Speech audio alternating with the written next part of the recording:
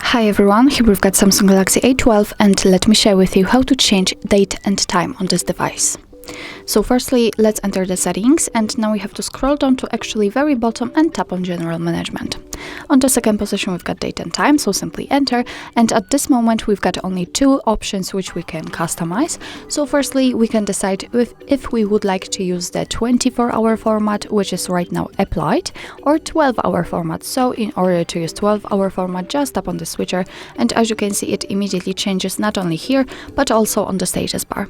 What's more, right now we've got network provided date and time, and if you'd like to set it manually, just tap on the switcher here, and as you can see, the time zone date and time options are active, so we can freely tap on it and by swiping choose the time we want to use. So let me pick, for example, 6, almost 7, just tap on done, remember about that, in order to confirm.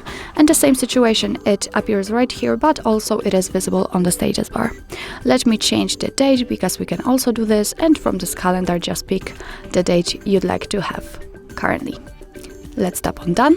And the same situation with the time zone, just tap on the region, and here we've got the full list of available regions from which we can choose. So let me pick, for example, maybe this one, just tap on it. As you can see, it immediately changes. Let's get back.